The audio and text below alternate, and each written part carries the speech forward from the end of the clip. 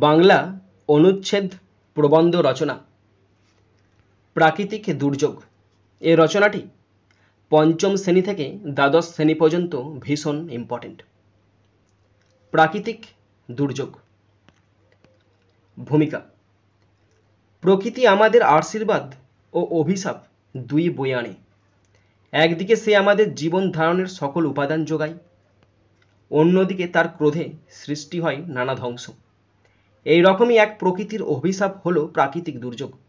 এটি মানুষের জীবনে সীমাহীন কষ্ট ও ভয়াবহতা ডেকে আনে। 1 নম্বর পয়েন্ট, প্রাকৃতিক দুর্যোগের সংজ্ঞা ও প্রকারভেদ। প্রাকৃতিক দুর্যোগ বলতে প্রকৃতির অস্বাভাবিক আচরণের ফলে সৃষ্ট সেই সব ঘটনা বোঝানো হয় যা মানুষের জীবন, সম্পদ ও পরিবেশের ওপর ক্ষতিকর প্রভাব ফেলে। এই দুর্যোগগুলো হঠাৎ ঘটে এবং সাধারণত প্রতিরোধ করা যায় না। কিছু প্রধান প্রকারভেদ হল ভূমিকম্প, ঘূর্ণিঝড়, জলোচ্ছ্বাস, বন্যা, খরা, অগ্নিকাণ্ড, ভূমিধস, আগ্নেয়গিরির অগ্নুৎপাত, তুষারপাত ও হিমবাহ ধস। 2 নম্বর পয়েন্ট, ভূমিকম্প। ভূমণ্ডলের অভ্যন্তরীণ গতিশীলতার ফলে যখন পৃথিবীর পৃষ্ঠ কাঁপতে শুরু করে তখন তাকে ভূমিকম্প বলা হয়। এটি হঠাৎ ঘটে এবং ব্যাপক প্রাণহানি ও ধ্বংস ডেকে আনে। রিক্টার স্কেলে এর মাত্রা মাপা হয়। 2001 সালে ভারতের গুজরাটে হওয়া ভূমিকম্পে বহু প্রাণহানি হয়েছিল। 3 নম্বর পয়েন্ট, ঘূর্ণিঝড় ও জলোচ্ছ্বাস। বিশেষ করে বঙ্গোপসাগরে সৃষ্ট ঘূর্ণিঝড় ভয়াবহ ক্ষতি ডেকে আনে। 1970 সালের ঘূর্ণিঝড় ও জলোচ্ছ্বাসে লক্ষাধিক মানুষ মারা গিয়েছিল। এই দুর্যোগের সময় প্রচণ্ড বাতাস, প্রবল বৃষ্টি এবং সমুদ্রের জলস্তর অস্বাভাবিকভাবে বেড়ে যায়, যা উপকূলবর্তী এলাকাগুলোকে প্লাবিত করে। 4 নম্বর পয়েন্ট, বন্যা। প্রচণ্ড বৃষ্টিপাত, নদীর উপচে পড়া জলধারা কিংবা পাহাড়ি ঢলের ফলে প্রতি বছর বাংলাদেশে ব্যাপক বন্যা দেখা যায়। ফসল, ঘরবাড়ি, রাস্তাঘাট ও গবাদি পশু এতে ক্ষতিগ্রস্ত হয়। 1998 সালের বন্যা ছিল এক ভয়াবহ দৃষ্টান্ত। প্রায় 70% এলাকা জলের নিচে চলে গিয়েছিল। 5 নম্বর পয়েন্ট, খরা। বর্ষা মৌসুমে পর্যাপ্ত বৃষ্টিপাত না হলে শুষ্কতা সৃষ্টি হয়, যা খরার রূপ নেয়। এতে মাটির উর্বরতা কমে যায়, ফসল উৎপাদন হ্রাস পায় এবং মানুষের খাদ্য সংকট দেখা দেয়। উত্তরাঞ্চলের অনেক জেলা প্রায় প্রতি বছর খরার কবলে পড়ে। 6 নম্বর পয়েন্ট, অগ্নিকাণ্ড ও আগ্নেয়গিরির অগ্নুৎপাত। প্রাকৃতিক অগ্নিকাণ্ড যেমন দাবানল অথবা আগ্নেয়গিরির অগ্নুৎপাত প্রাণঘাতী দুর্যোগ। বিশ্বজুড়ে অনেক দেশ যেমন ইন্দোনেশিয়া, জাপান, ফিলিপাইন প্রভৃতিতে এই দুর্যোগ বারবার ঘটে। 7 নম্বর পয়েন্ট, ভূমিধস ও পাহাড় ধস। বিশেষত পার্বত্য এলাকায় অতিবৃষ্টি ও মাটি কাটা জনিত কারণে ভূমিধস ঘটে। এতে ঘরবাড়ি ধসে পড়ে এবং প্রাণহানির ঘটনা ঘটে। 2007 সালে বাংলাদেশের চট্টগ্রামে এক ভয়াবহ ভূমিধসে শতাধিক মানুষ মারা যান। 8 নম্বর পয়েন্ট, তুষারপাত ও হিমবাহ ধস।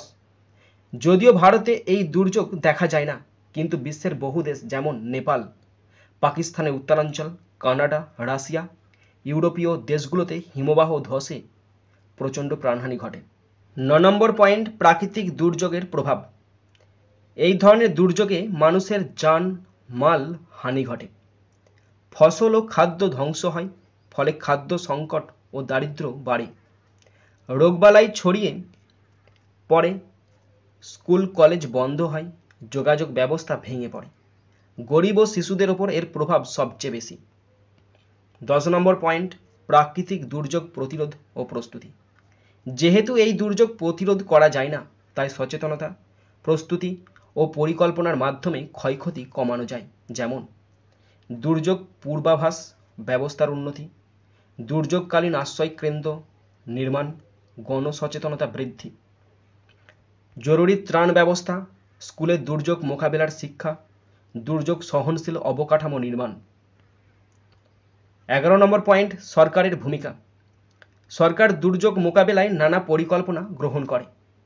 দুর্যোগ ব্যবস্থাপনা অধিদপ্তর, রেড ক্রিসেন্ট, সেনাবাহিনী সহ বিভিন্ন সংস্থা ত্রাণ ও উদ্ধার কাজে সহায়তা করে। দুর্যোগ পূর্ব প্রশিক্ষণ ও সচেতনতা কর্মসূচি পরিচালনা করা হয়।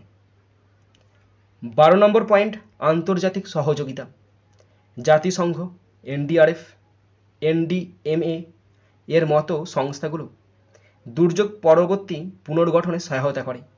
আন্তর্জাতিকভাবে তথ্য বিনিময় ও প্রযুক্তি সহায়তার মাধ্যমে এক দেশ অন্য দেশকে সাহায্য করে। 13 নম্বর পয়েন্ট, জলবায়ু পরিবর্তনের প্রভাব।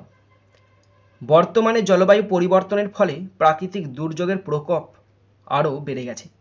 বর্ষা, খরা, ঘূর্ণিঝড় সবকিছুই অনিয়মিত হয়ে পড়েছে। তাই পরিবেশ সংরক্ষণ এবং কার্বন নিঃসরণ কমানোর দিকে মনোযোগ দিতে হবে। 14 নম্বর পয়েন্ট, জনগণের সচেতনতা। জনগণ যদি দুর্যোগ সম্পর্কে আগে থেকেই সচেতন হয় তাহলে তারা সঠিকভাবে প্রস্তুতি নিতে পারে। স্কুল, টেলিভিশন, সামাজিক মাধ্যমের মাধ্যমে সচেতনতা বৃদ্ধির উদ্যোগ নিতে হবে। 15 নম্বর পয়েন্ট, উপসংহার। প্রাকৃতিক দুর্যোগ একটি অবশ্যম্ভাবী বাস্তবতা হলেও সচেতনতা, প্রস্তুতি ও সম্মিলিত প্রচেষ্টায় আমরা এর ক্ষয়ক্ষতি কমিয়ে আনতে পারি। বিজ্ঞান ও প্রযুক্তির সাহায্যে আগাম বার্তা প্রদান ও প্রতিরোধ পরিকল্পনা সম্ভব। আমাদের উচিত প্রকৃতির সঙ্গে মিলেমিশে চলা, নয়তো প্রকৃতির এই ভয়ঙ্কর রূপ আমাদের সভ্যতা ধ্বংস করে দিতে পারে।